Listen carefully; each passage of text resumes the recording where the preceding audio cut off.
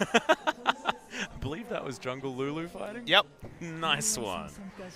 Okay, well, we're going to check that one out right now. Star Guardian Lulu as well. Spirit's skin of choice. Favorite of mine is Crown. Going to loot a bunch of his health bar, but... Oh, Kuro. Looking for it. Doesn't have Thunderlords, though, so didn't need to get too much more action happening. People are going to be hyped. They get to see the Jungle Lulu live. Jungle Lulu, we should remember that MVP in 5 games, 2 days ago, I should say, played very, very defensively level 1. No deep vision, no ability to predict where the enemy jungler was. Some games you understand that, but against a Lulu, having predictable pathing and potential for the enemy jungler to invade is so important. If this was solo queue and you're the Kha'Zix, you're thinking, I'm going to kill him at his red, for example, with how standard leashes go, especially at middle to low elo. There was no pressure on Spirit. He went bot lane. They got a very early 3 kills. And from there, all was written. Now we're going to see it in a more realistic setting as, well, level 1. Deadly Plumage taken by Kramer, but very even trade between the two duos. Yeah, actually a lot of damage going out in response there from Kramer, placing a lot of trust into the Eye of the Storm timing from Tucson. Well, it's not the full Lover's bot lane, so Janna doesn't also get the Deadly Plumage going. But he does get some gold, because we've got another Relic Shield. And it's only when the Eye of the Storm shield is there that he has similar AD to Samsung, you should remember, because of that Relic Shield. But they do have a fair bit of healing, utilizing that one in a matchup with a ranged champion as support. Certainly something that we don't see all that often. Because it's Kha'Zix jungle, Syndra as well. Tucson has to run Exhaust. They had to run Exhaust on someone. Don't want to run it on the AD carry. So they can't get the maximum value out of the Wind Speakers either, Atlas. So some big adaptations here. We don't see full Wind Speakers value as Kuro's just invading straight up. Ambition taking so much damage here as well. The smite is there for Ambition, so he's probably not going to die, but here's Spirit. He's going to make his way in all that much earlier, but is Kramer going to die? He does use the heal, another Goomba. Oh, that Eye of the Storm timing was out of control! And in comes Spirit with the flash. He's done it again, Papa Smithy. It's the bot lane level 3 ganks that are working, and it was exactly at the time. That was a level 2 gank! But the thing that was there, Atlas, is the timing of the game, because at level 2, Spirit rushed in and invaded the jungle, so they had eyes on Kha'Zix. No counter gank could happen. Like you say, level 2 didn't even have the full experience for level 3. They can even get the push as well, as CoreJJ thinks about turning around for a kill. Yeah, Spirit's going to come down here once again, but the Grand Entrance is going to make his escape. And Spirit actually just happy to come down, soak a little bit of experience, but also help shove this wave forward, and they'll have another good back for the Afreeca Freaks bottom lane. And it feels like momentum is never something you have to talk about in a series with the Afreeca Freaks in it. They can win or lose any game, doesn't really matter. It's like they're robots that are a little bit malfunctioning sometimes. But that makes them human, right? That's the part that humanizes them, because... And an absolute joy to watch as well. They do things like this. They will in pressure games bring out strategies that other people wouldn't touch with a 10-foot pole. And Spirit, over in Fnatic, played a lot of Jungle Lulu. It was on everyone's lips, but they never played it in competitive. They brought it out here. We knew something was up with how their draft was going, and surprised us with the Jungle Lulu. Predictably wasn't banned, because it can often be just a surprise strategy, a joker pick, where you run it once and then the enemy can adjust to it. They have the confidence to run it twice. Pretty big from my perspective. It's a big vote of confidence for Spirit. Well, Marin going to deal with that control ward very quickly. Ruthless Predator pretty good at that one. It's dueling, where Spirit probably doesn't want to do too much. Oh, God. Insult, welcome to injury. That's a tilter. That's a tilter. That's the Haru treatment that Ambition just got. And if people are wondering what Lulu jungle does, because we've had a lot of different types of jungle, right? With Alistar jungle, everyone knew what that did. But we had Graves jungle, which is more about helping lanes push or ganking when they're overextended. To me, Lulu's on the side of the Graves is very nice trades from Kramer. Massive damage, an expert avoidance of the Grand Entrance there as well, if you saw the micro movements. Just a long sword and a single dagger to his name. No BF sword like after the first Lulu gank in that previous series. But I think Lulu's ability to help push will be underrated. It's a Q-Max coming through from the Lulu. It's like a Graves in that particular regard. But then has the CC of it has the utility of the Iverns and the Nidleys, with the Ardent Sensor being the large item spike from the jungle. So different type of jungler to what we're used to. but certainly so far effective. Yeah, it's worked fantastically well. Back-to-back level 2, level 3 ganks and success gained. So you have to feel that Afreeca Freaks are in exactly the position that they want to be in. Now scouting out for some vision as well. But Ambition is still getting himself to a point where he can affect this map. We'll see what his first evolution is going to be. The flavor of the month has been the ultimate, just to get all of that stealth happening for you. Yeah, Clearlove running that one. Saw it from other junglers. When Cuz played, he was just going Q, so going a bit more standard, and W has been one in the past. So bit of disagreement on that, which is fun. I just love when the meta, even for a single champion, evolves, but largely the entire meta isn't fixed. When there is options like Lulu jungle, like playing around with skill order. When you just follow a recipe, it feels a bit like StarCraft and build orders. It's fun when the innovation can be there. Yeah, when there's different options. Oh, Kramer gonna get engaged on. Good Howling Gale. Is the exhaust going to be enough though, as Kramer uses the flash to get out of the way, and all of the Afreeca Freaks turn up at exactly the same time to save the AD carry. Thankfully, the Weaver's Wall did go off, and Crown couldn't interrupt anything and stop Kuro from making his way down, but man, they will get some lane priority on the side of Samsung, but that was a valiant defense. Well, they know who they have to play around. Once again, they have a true carry in mid lane in terms of the Talia, but it's still largely around Kramer. You run double Ardent sensor comps for Kramer to pop off. It's why, I mentioned it early in the series for people joining late, there was the tweet from Spirit where he said, only run jungle Lulu if you have an AD carry as good as Kramer. And Kramer has already had a good series, so keeping him alive, trying to guarantee him farm. He's 8 CS behind, 9 CS behind, but has gone for the Relic Shield, so wasn't expected to win the CS score. Now, Kramer is going to make his way back to this lane as well to pick up all of this farm. I was wondering how bad the back timing was going to be, but gets himself some Berserker's Greaves, utilizes that money quite well, which is obviously what he was trying to do early with that dagger. And he's going to be heading towards that Essence Reaver quite nicely, with that hammer coming in next. Yeah, when Janna's the duo with the recurve shield, at least you get the Eye of the Storm AD to help you with last hitting under turret, so won't necessarily be losing in creep score as heavily as you might expect, and might actually just back now and look for a bigger purchase. Yeah, he's going to go back home. Exactly right. May as well when your lane is at a decent position. Can't quite get it yet, but does have that extra longsword just to have some power in this lane. Equality almost reached by Ruler, as he does have his Cull stacking up, and his Berserker's Greaves now on the way as well. Ooh, an Infernal Drake to come up first. Getting exciting in game number 4. The Samsung try and get themselves towards a position to reverse sweep. If they win this game, this is the biggest test, especially after the early gank success that Spirit was able to have, but red side so coveted. Especially in this matchup, Afreeca Freaks not winning a lot when they don't get the red side. It was back-to-back blue side games that MVP were able to capitalize on. Juve taking too much from Marin here, who's slicing and dicing all over him. Just some pressure. Knows that he can't really stick around. Glacial Shroud and the Ninja Tabi really helping him survive that aggression. Yeah, Marin didn't have flash W range there. He might have actually been able to take him down on the back end, but Juve was able to just skirt out of the range. Wait for the regen to come through and be all right. All right, Control Ward now being defended by the Afreeca Freaks on the bottom side of the map, making sure that no one can sneak in as the Tristana is likely to push. But look at this, Juve, so much trouble, and Marin going to get to work on this turret. It's quite healthy. See whether they can actually do it. I don't think so, not in this push. Kuro's waiting around. Syndra's making his way in as well. Oh, good knock-up onto Ruler. Battle Dance does come in.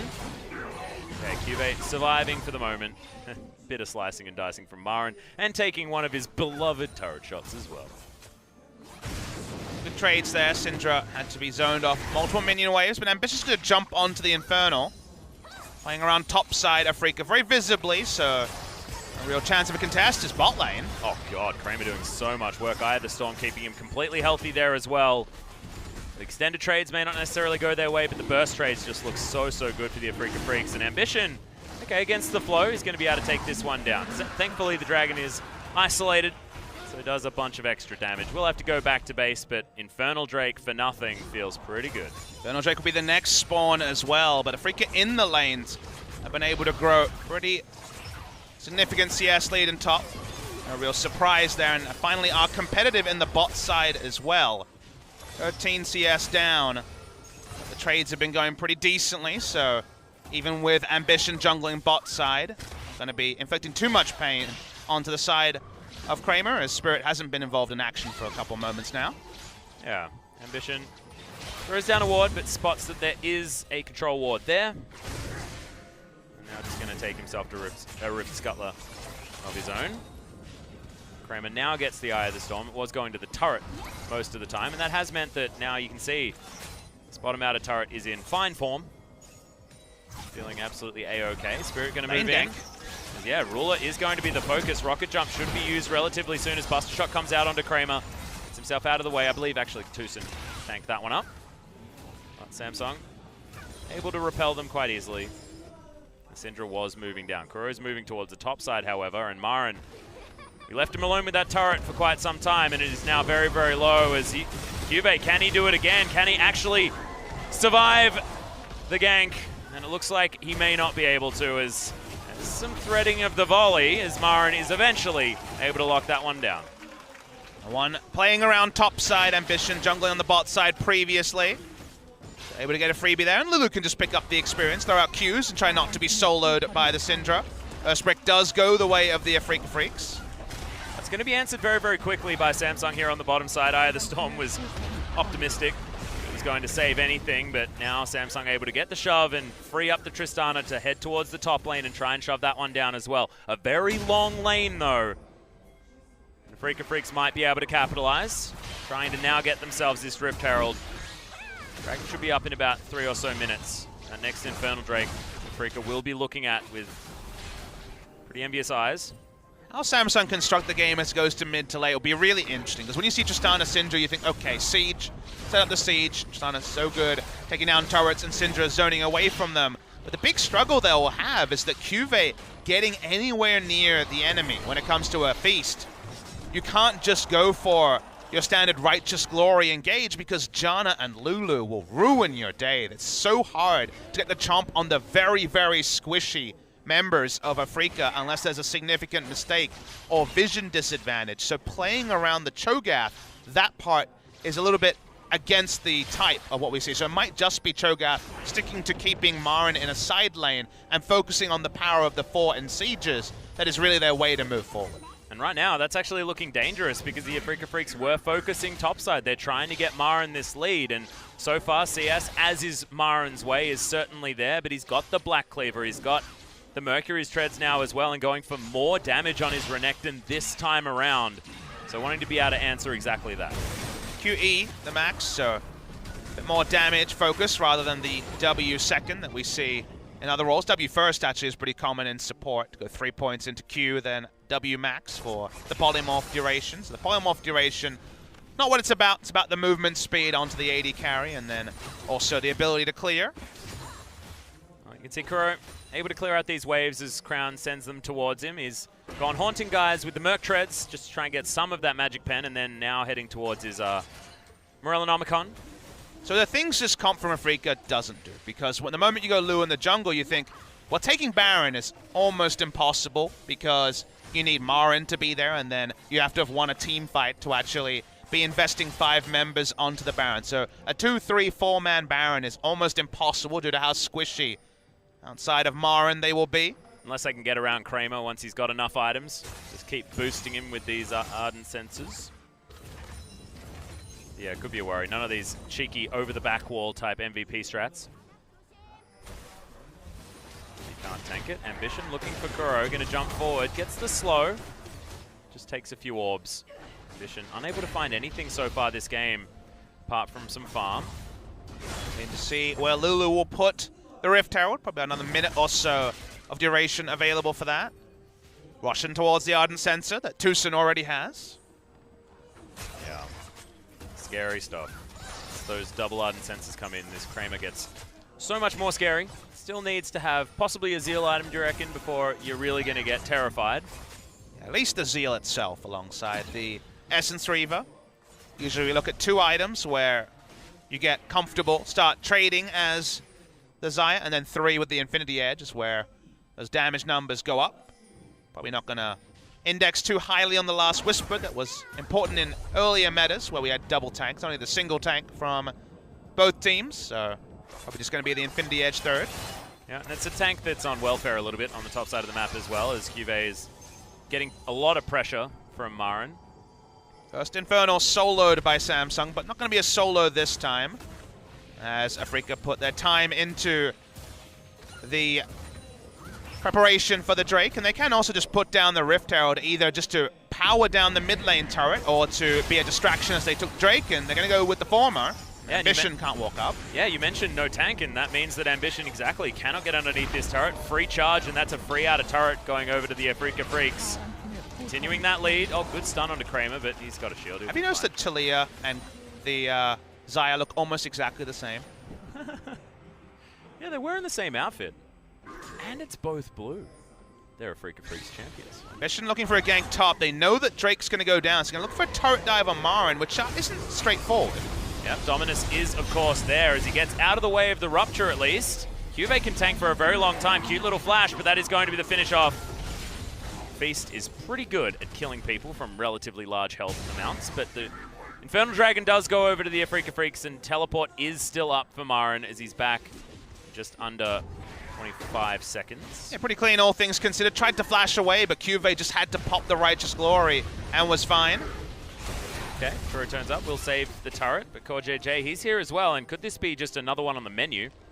Looks like no. Spirit's here with a few shields to help out his mid laner. And by time for Maren to teleport top if necessary, otherwise run up top to ensure that they ended up with a turret and a Drake, rather than trading the turrets one for one. Happy to play the top side for now. Renekton will go bot lane. They exit with a gold lead there, Afreeca Freaks, because they did take that mid lane turret. Crown with some solo time has done some decent work on the mid lane. It's still going to take more time. But good vision gained by Samsung with their move towards the top side of the map. So it will be where Kuro's hanging around, but they do want to be able to get that outer turret in the mid lane. And could it be Samsung setting themselves up for some sort of early Baron pressure? Don't necessarily have the greatest team for taking it down. I mean, if Cuvée can be there, and then Ambition and Tristana can take it down pretty fast as a duo. We should do a bit of bookkeeping while we have some time off. Should note, of course, that Samsung, with their victory in Game 3, picked up their first post-game or post-season victory of the year. Yeah. After going down 3-0, 3-0 in both spring and summer playoffs. Important that they finally picked up a victory to not allow themselves to go 0-9 in those playoffs matches. Is mid lane. Not going to be too much, as Spirit was in the pocket of Kramer. Yep, Kramer actually just looking like he didn't care at all what Samsung were going to throw back, given the Ardent Sensor that's waiting in the wings. Actually, no. Too soon. Still yet to be here. Yeah. Spirit's very, very close, though. Thought that he must have finished it by now. He's going to go that aggressive, but nope. Kuro's going to be able to grab his blue buff and crown. Shoves another wave towards his top side of the map. Not pings out, I believe. The crown possibly could have even just headed over there, but not quite able to. Tucson and Kramer are going to turn up. Try and clear out what is left of those minions before they take down the turret. Maren's going for a side lane build, going for Blade of Ruin King second. Earlier he went for the Black Cleaver into full tank, but he's focused more on playing the side lane. So it seems to be that he's surmised the same thing we did when thinking about the comps, that the Cho'Gath seems more set up to play side lane than necessarily to group with the team, given the Janna and Lulu shutting him down in fights. Wants to have kill pressure. It's the build we saw pulled out by Cuvée at Rift Rivals, showing that if you go the Blade of Ruin King second, you can win other matchups that were considered unwinnable for the Renekton in the mid game, like the Kled, for example. He was able to win that matchup pretty handedly. See whether it helps him here against the Cho'Gath. In my mind, makes a lot of sense to be able to shred through health, because yeah, Cuvé's getting towards 4,000 number. As Howling flies through, means that Crown actually blows his flash. Dangerous gets out of the seismic shove as... Okay, Ambition's going to turn up. That is so much damage. Cuvée comes in and Kuro just not there in time. Where the build doesn't make as much sense, that of course with lower health values himself will just die on the gank. Can't even buy enough time for Kuro to come over. And mid lane, they're looking for a turret dive. Yeah, Wild Growth comes in as Tucson is going to be absolutely fine. Takes an Unleashed Power and shrugs it. Exhaust used by Tucson, so that was the summoner spell he took in lieu of heal that is gone onto Kramer. Hasn't been traditional with the Janna lanes, but necessary for moments like that. Handy thing is that Ambition is at least getting some work done. Successful ganks means a little bit more money. We know that Kha'Zix does like to be able to actually build some items and get to that point of relevance. Would have liked at least one of the kills, but a couple of assists does still feel good. They are dictating the map, though. Tempo right now with those kills in the side lane allows them to push up, and the Baron threat may not be immense, is still there from their side, looking to take down the outer ring of turrets finally. Second turret down. Start to get mid lane, my apologies. Yeah, Kuro will find the seismic shove, though. His in goes to Core JJ. Okay, they want Ruler. Not going to be able to find him. Marin unable to close the gap as now Crown. He's going to get to work in the mid lane, but can Spirit actually lock him down? That's a lot of damage, actually. Ultimate flies through onto Tucson once again, but it's not enough damage. And that's Kramer picking up his first kill of the game with his 2-item spike. This is where it gets scary if you're a Samsung fan. Double senses completed as well, so they can fight around Kramer. They're going to be super, super happy. DPSing him down is going to be an exercise in frustration by the side of Samsung. Pushing up around the Baron, still not really threatening it, but control will be granted. The winner of the spoils when it comes to the power of those picks. Now, well, speaking of power, at least Ruler has been able to get himself 2 items as well. Brawler's Glove casually sitting there, but synergizes much better with the Infinity Edge now that a couple of crit items have been picked up. He's been farming very, very well once again. It's been the story of the series, but it's translating it into wins, especially games 1 and 2 that was almost impossible to do. By almost, I mean definitely impossible. I know that they lost those games. Game 3, sorry, a different story. It was largely Ruler that was able to get the work done. It was his Xayah that won them that. Spirit going to go all in on utility build, of course. Is Kramer playing with fire? Okay, Ambition does jump himself out of the way. But the Power Puff goes back. Yeah, exactly. It's going to be full support build. Going to be very soon. The redemption completed by Tucson. By Spirit, I should say. And the walkabout is just in service of the dragon being quickly completed by Afreeca. Very quickly. Kramer, a couple of ardent senses makes him a pretty happy boy. Blade of the Ruin King done for Marin. So his battle capabilities are certainly up there. Doesn't really want to be found, otherwise it's just going to be dead again. Yep, and that is certainly the case. So it does a fair bit of damage, but he's still dead. Don't know about that one by Marin. The rest of his team was bot side. He's gone a full damage build. You want to occupy time for certain, but it doesn't take half a second to kill Black Cleaver. Play the Ruin King. Renekton, that's a nice burst of damage. Yeah, it takes about the same amount of time to kill Tristana. Look at this tower. Not anymore. It is dead. The Afreeca Freaks certainly have a lot of damage with Kramer in the vicinity to take those ones down. Core JJ thinking about an engagement, but no one's really here. Everyone's sort of stretched around this map. Pings up towards the top side as Kuro has shown himself. The Powerpuff Girls look a little bit unbeatable. Ambition jumps on top of Kuro, but both summoner spells are enough to get him out of the way. As a trio, certainly, but the other members are stragglers a little bit. We saw Kuro have to flash away from the Kha'Zix jumping in, and we already saw Marin taken down. So the power of the three, the Xayah, the Lulu, and the Janna is undeniable, but around there they have to be a bit more careful. If you're going to be going for a side lane build, you have to play your side lanes appropriately, and you also need your team to be setting up for the split push with some predictable vision. Those steps haven't really happened, and Marin is kind of going on an inevitable losing mission, just trying to reach side waves that are only going to spell his doom. Yeah, and he's pushing up very, very far. Those side waves as well. Duskblade of Drakthar done for Ambition. It's going to be a pick build from Marin. He's going to go for a Guardian Angel next, I'm guessing. Hope so. That's a fun one. I mean, at this point, building tanky, you're always going to be outpaced and outstripped by the damage being built by the enemy, so why not at least have burst of your own? Yeah. And if you can be a damage threat as well, imagine the shields going on to the Renekton means that you're not ignorable anymore because of your item build, and you're not killable either because you've got a hell of a lot of protection in the Ardent Senses and the shields coming in. Juve trying to make himself useful here in the mid lane, threatening a rupture underneath this outer turret. Find Kramer, but now the wave clear is going to be necessary in this Xayah. He's just not playing with a lot of fear.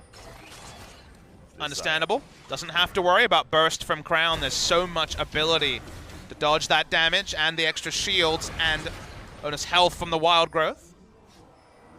Yeah, large amount of options. Ambition has evolved the ultimate, as you can tell. It's an ambition mission. Behind enemy lines. Bit more slippery than some of his other solo missions. Yeah. Okay. Looking for some sort of pincer maneuver, potentially, is... Eating a Kuro, for example. Yeah, that's going to find him. Okay, Seismic Shove's just not there, and Ambition jumps all over the Talia. Good positioning. Could have potentially been punished, but now they'll be able to get an inner turret for it. When you're this squishy, going through the enemy, your allied jungle, I guess you should say, is a risky maneuver. That's why Ambition was just waiting for the inevitable wave clearer to take down. Afreeca only feels safe in the expanse of the mid lane. That means that Syndra's keep pushing in as Tucson gets the early info there. Yep, spots him. Oh, Whimsy's going to prevent at least the blast cone from being taken down, but they get rid of it. No inhibitor turret to be destroyed from Samsung, as Crown was threatening that. But Ruler, if this minion wave gets to this turret, you bet your bottom dollar it's going to be destroyed. Something can be done. All right, cute little flank, but not going to find too much more. Ruler actually playing with a lot of respect. Not going to try and brute force that one down. Close to his 3-item spike, defend the edge. At 1,800 gold away. I imagine less than that. He's sitting on some gold. He's been sitting on those 2 items for a little while. Redemption and Eye the Oasis complete, though, for Tucson. He's like a full redemption ahead of Core JJ. Spirit working on a redemption of his own. Yeah.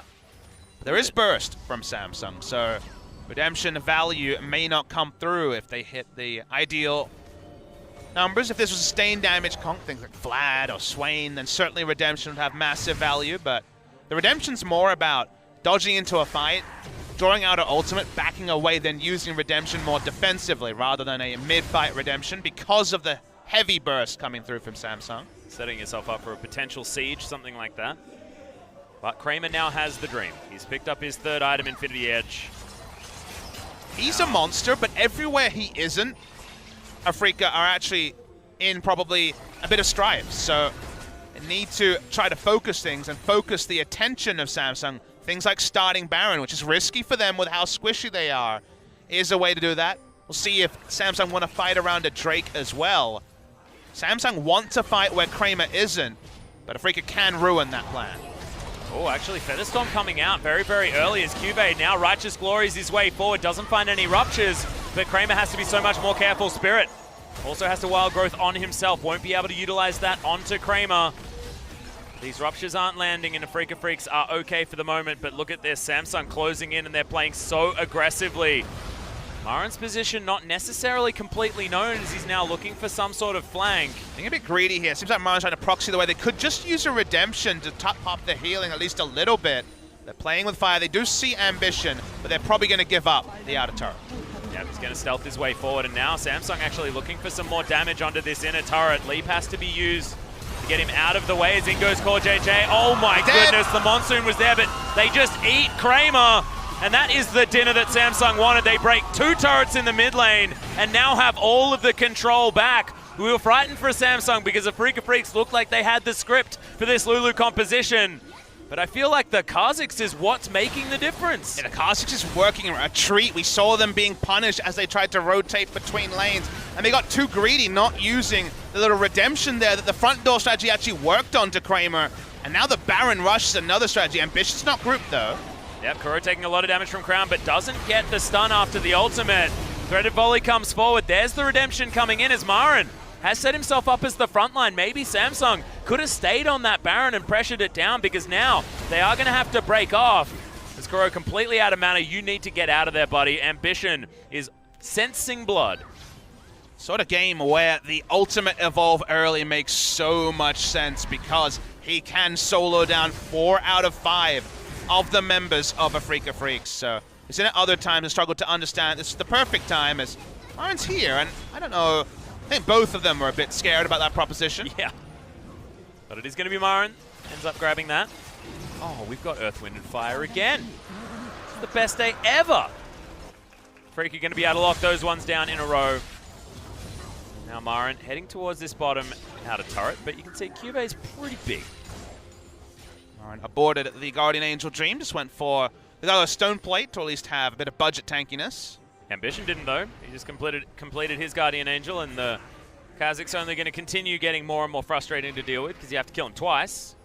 Control wards are so important for Afreeca. They need them to be able to really assess whether they can walk up, because even Marin walking up, you can see just a couple of spells. He falls perilously low.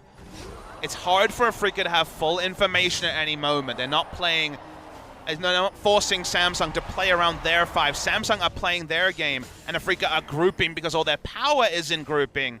But they're not getting the advanced warning of when and where the threat is coming. As Ambition walks up. Yep. Could play aggressive. Kramer, that he's come back from the death chamber, I feel is older and wiser. Not wanting to stand by himself as much. Double redemption now complete. Spirit has his. There's just no beef, though. That's the part I have kind of a query with the Blade of the Ruin King, is it hasn't been able to succeed because they played so much around Kramer. There's the first check. It's with the redemption. This might just be a freebie. Yep. Kuro wants a threaded volley to grab it. Well, that shouldn't have happened. Ruler grabbed that is, yeah, that's pretty silly.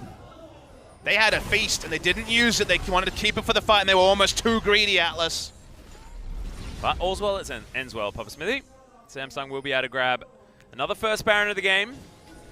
Gold still very, very close, but now 2.6k for Samsung.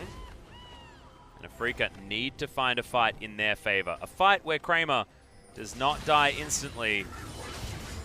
A fight where Cuvée can't just flash onto him. Here's the Weaver's Wall. They're looking for it here. And they want to lock down the tank if they can. They throw him back, but Gargoyle's Stoneplate will make him so tanky. Ultimate invested and actually no joy gained or any ground being picked up, as well as Cuvée continuing to corral the Afreeca Freaks. The sideways pushing for Samsung. They're ferrying in, taxing it in with crowns. They can't find a fight at all.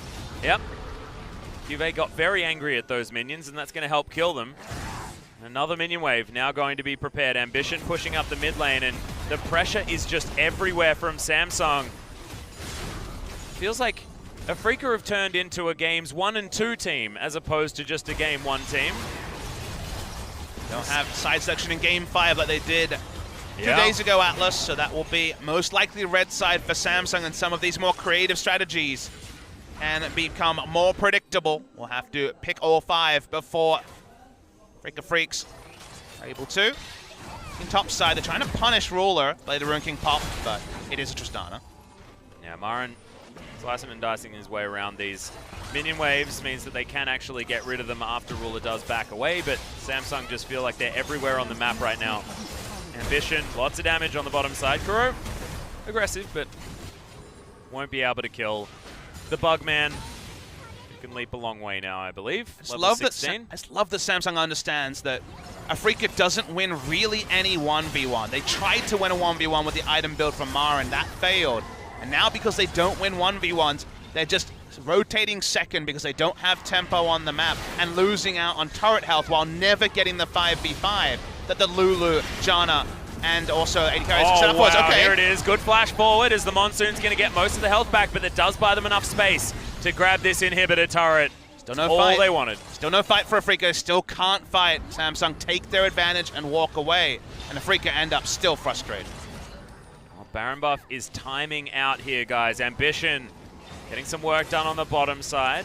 Little Lance being looked for here from Spirit. We'll do a fair bit of work, but nothing to write home about. Once again, Ambition is going to be safe. And just more of the base broken open. Inhibitor is open in the mid lane. Cuvée is more than happy to tank up this damage. Just eat Spirit. Delicious. Marin gets his way into the backline, but Redemption's here. He's going to at least keep him relatively safe. Featherstorm comes down, but look at Ruler. He's got a massive amount of items now as Kramer just cannot do anything to him. A second Redemption to come through. But turrets are falling, inhibitors are falling, the whole base is being dismantled. Samsung want the reverse sweep dream, and I think we are going to make back-to-back Game 5s, Papa Smithy. We are getting our money's worth for, I know, my last LCK broadcast for the year, but also possibly the last few, because it could be another 5 game if we go to the final. The more damage comes down. Kramer's dead, and that means that there is nothing left for the Afreeca Freaks. Nexus turrets to fall next, and despite the blue side despite everything about games 1 and 2. Samsung setting themselves up to equal the Afreeca Freaks, bring us to that potential reverse sweep, and get themselves back to the red side. Samsung saw the